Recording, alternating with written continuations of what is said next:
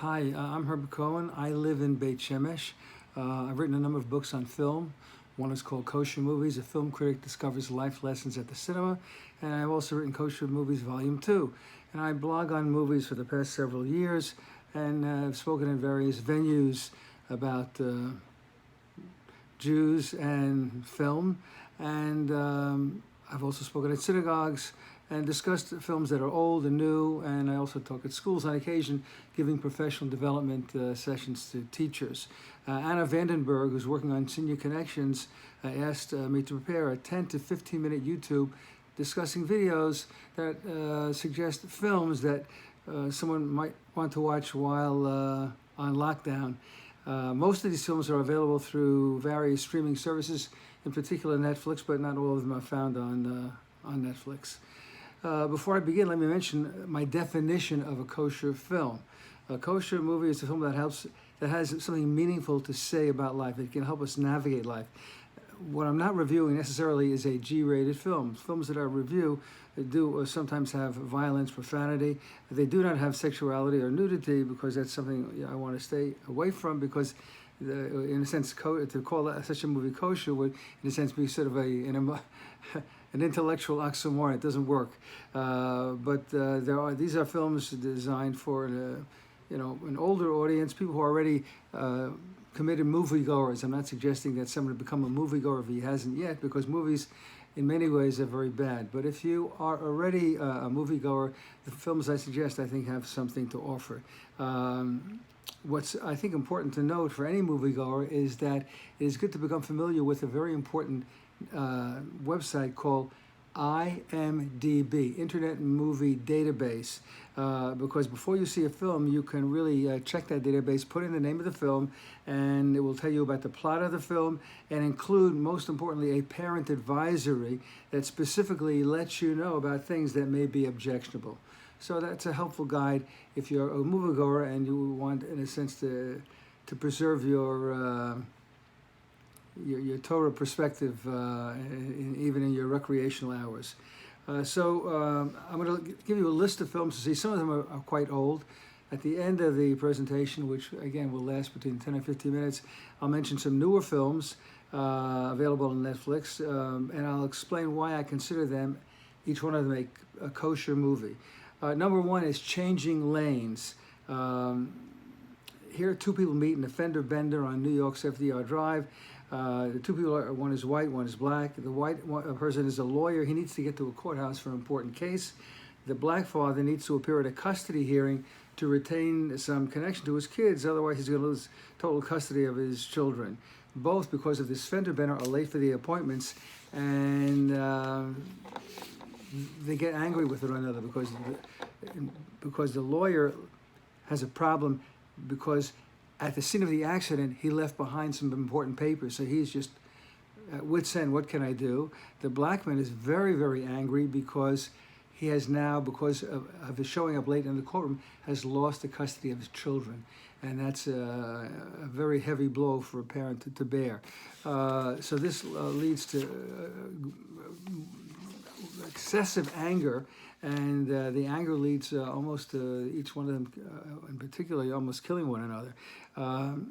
And it may be resolved happily, but what you see here in this particular film is the consequences of uncontrolled anger.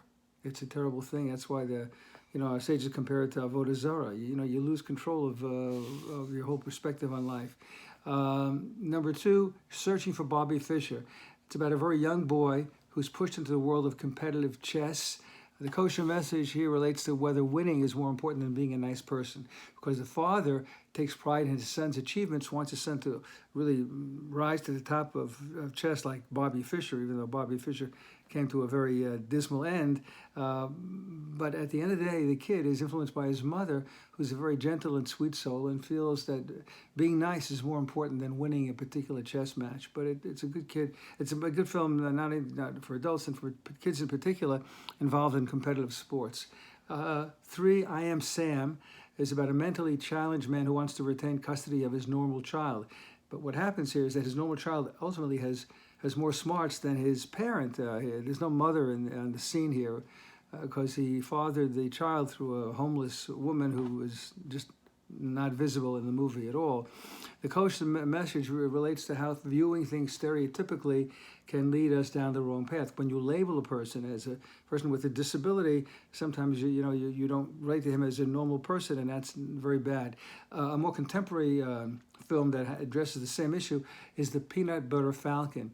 Here, the central figure is a Down syndrome child who is living in a senior citizen's residence. And one of the senior citizen residents feels that he's living a very confined life, not open to the world, and he feels that this, he's even though he may have Down syndrome, and in fact he is played by an actual person who has Down syndrome, he feels that he would thrive more in the outside world, and he arranges for him to escape from that facility to leave it, and he does, and he meets up with another person on the outside who's of dubious morality. A nice person, but also living on the margins of society, and they have sort of a Huck Finn odyssey on the river, and they travel and meet different people, and through their adventures they become true friends to one another, recognizing each for the humanity, for the Tzelem Elokim, which resides within each one of them. Another film is The Color of Money, which is a sequel to an old film called The Hustler, done in the 60s. Color of Money was directed by Martin Scorsese, I think in the 90s. Deals with the pool shark Eddie Felson, who appeared in The Hustler, and who was only interested in money. He only wanted to acquire more and more things. In this film, he's a successful businessman running a liquor business. The pool has left him, he's no longer playing pool, and he now has a different perspective on life because he's older. And what the film essentially tells you is that growing older does cause you to value different things in life. You see things from a different perspective. As they say, you see things from the balcony because you're not in the game all the time, and you have a different perspective on competition, and it makes you a different person. Another film is The Diving Bell and the Butterfly. Here, this is a French film, a successful magazine editor in France has a devastating car crash, and it's left with what they call locked-in syndrome. He's only able to move his eyelids. The kosher message here relates to appreciating the miracles of every day. One of the touching scenes in the film is that he regrets. Again, you see it through his mind because he's narrating here. He gave a call. He didn't give a call to his friend who did him a favor, and he regrets that now he wants to give his friend a thank you, but he can't do it because he can't communicate that to him. It reminds me of a Devar Torah which I heard last week about the Korban Toda, which must be consumed on the day that it is offered. And some of the sages say that that's because when it comes to thank you, you have to give it immediately. And that's what the Korban Toda represents, giving thank you. Don't postpone giving a thank you, showing gratitude. Another film is Splendor on the Grass, about high school romance.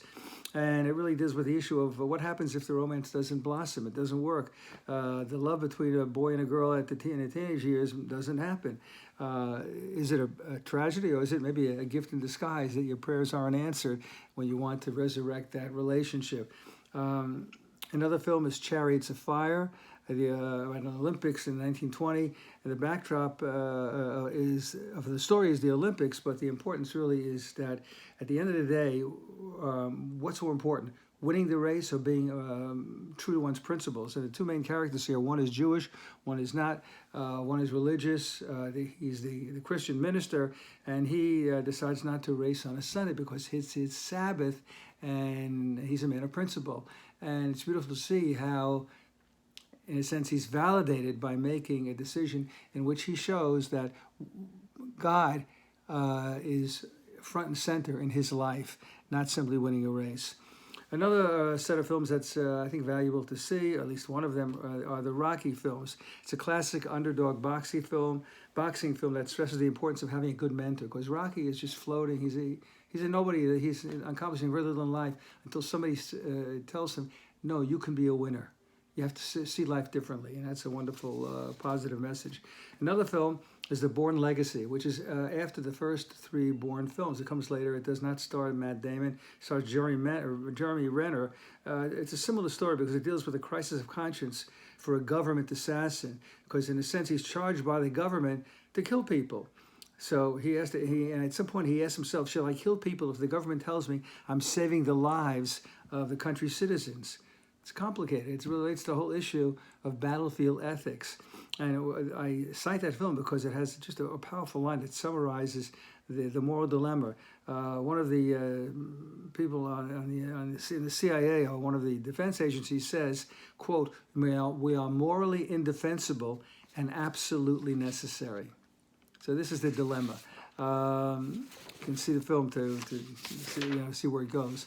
Another film that deals with the issue of Lashon Hara in a very, I think, a very effective way is called A Cry in the Dark. It's about the true story of Lindy Chamberlain, who lives in Australia.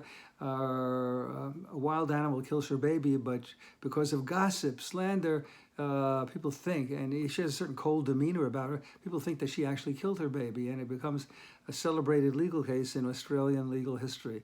And you see the price of gossip on the lives of innocent people. Another, I think, worthwhile film is The Crucible. It's really a version of Arthur Miller's play, The Crucible, in which, again, a person is assaulted and really ruined because of gossip. But he, at the end of the play and film, reminds everyone that what's important is one's good name. That's really what you have to keep. Other films, I'm running out of time, so I'll try to cover the rest, even in a briefer way. The Martian is one film, and Apollo 13 have a similar message, and that is when all goes wrong, keep on thinking positively. You can somehow get out of the mess you're in and try to save yourself. And that's a very positive message, because sometimes when we're faced with obstacles, we just want to give up. And this film, both films say, never give up, because you don't know what's around the corner. I'm a big fan of Christopher Nolan, a great director, and I just want to mention all of his films, are intellectual challenges, and they leave us with important things to think about. The Batman trilogy, the whole issue of Amalek, and think about the Joker. Is there such a thing as absolute evil? People who do very bad, and the Batman trilogy addresses that issue and with a resounding yes. There are people who are very, very bad. Another film of his is Interstellar. Here the world is coming to an end, and they have to find a new galaxy to inhabit, but they need one man to lead the way, and they ask him to go and find this other galaxy. The problem is he's going to leave his kid. He's a single parent, and he has to leave his kid behind, and he may not ever see her again, or may he see her, in another 50 years. So it's a very challenging film. The price of doing a good deed on your family. Another film that deals with this is Iron Lady, which deals with Margaret Thatcher's family. Another fine film is Wonder, about a disfigured young man who goes to school. At first, he's rejected by his peers, but the critical line here is, the critical message here is, do not look at the bottle, but at what is in it. As the principal says at the assembly, Augie, that's his kid's name, Augie cannot change the way he looks, but we can change the way we see.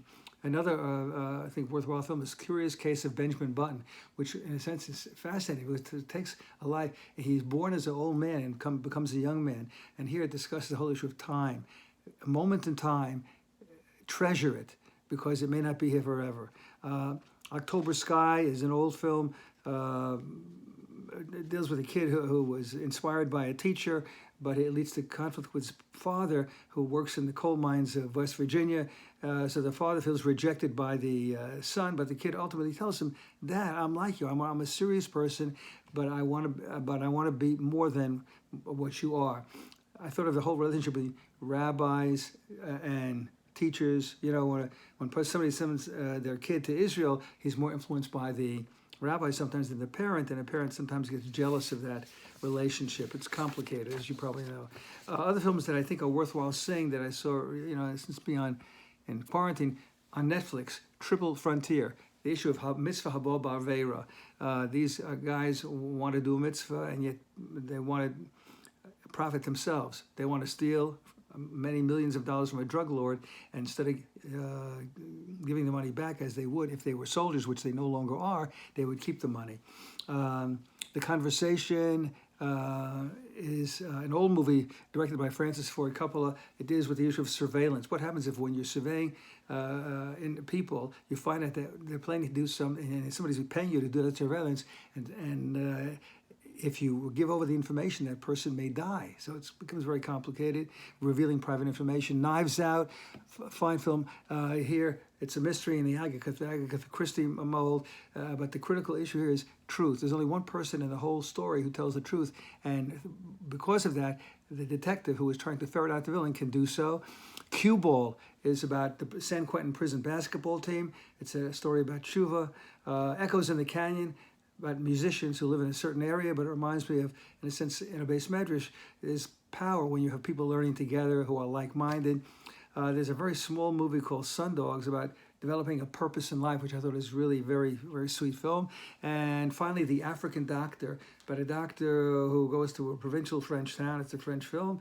And because he's black, nobody really wants to use him. So he has to overcome all these obstacles and to become accepted by the village as a competent physician. For more suggestions, you can check out my website, koshermovies.com, or you can order my books through Amazon, Kosher Movies, Film Critic Discovers Life Lessons at the Cinema, or Kosher Movies Volume 2, or you can email me, rabbihjco@msn.com. Have a great day. Bye.